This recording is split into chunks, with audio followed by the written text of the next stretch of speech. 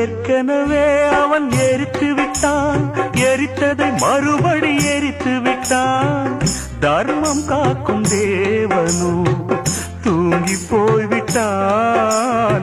வாழ்க்கை எதுவென்று புரியவில்லை, வாய்விட்டு அழவும் வசதி இல்லை.